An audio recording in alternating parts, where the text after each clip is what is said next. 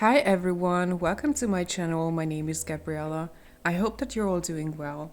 In today's video, I will be making a cat painting using watercolors and colored pencils in my A6 size art creation sketchbook.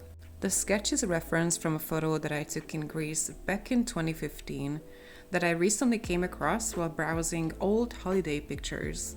I found it really cute and I decided to draw it. Because the cat is black and white, the wall yellow, and that beam is a really dark shade of brown, all of which are more earthy, muted shades, but the photo was taken in a hot summer day in Greece that evokes rather bright colors, I wanted to make the sky as well as the tree in the background really saturated to capture that atmosphere. I'm using a very random assortment of watercolors, both dye and pigment based. It's all in a sketchbook, so I don't care too much for light fastness. Speaking of light fastness, I wanted to follow up on last week's video concerning light fastness and clarify some things. In my last video, based on some comments that I received, I may have created the impression that I didn't care about pigments at all. In actuality, the opposite is true. I'm quite a pigment nerd. I don't normally buy sets unless it's really budget supplies.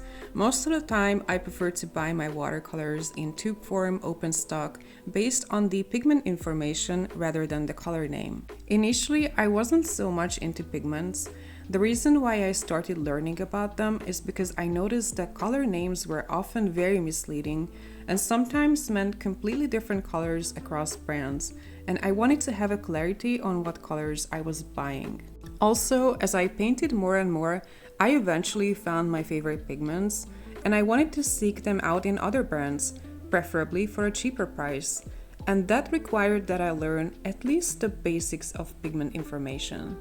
All of this happened about 2 years ago. It was the year 2023 that I really put a lot of effort into researching and learning about pigments. And today, I can't even imagine purchasing artist-grade paints without knowing what's in them. As you probably know if you watch me, my content does not revolve about pigments at all. This was something that I actually considered in early 2023 that I should get into posting more about pigments maybe, but I saw that there were many art channels who were already doing that, and frankly, I didn't have much to add to the conversation that was new, so in the end, I just didn't end up going in that direction. So yeah, I'm very specific about my pigments, but I also use dye-based paints as I'm doing right now. It doesn't bother me at all when it's in a closed sketchbook, especially since I spray everything with UV protective fixative anyway.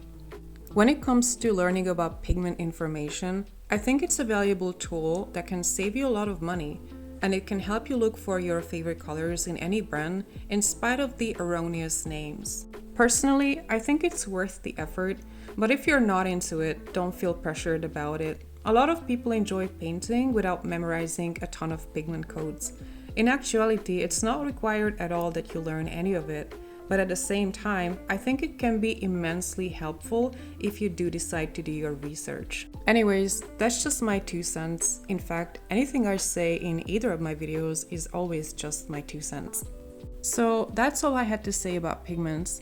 Next week's video is going to be a swatch video. I will be swatching and discussing my favorite watercolors in a sketchbook spread form. I have already filmed it and I'm very excited about it coming out. So that's all I had to say. I will put on some music now and I will be back at the end of the video.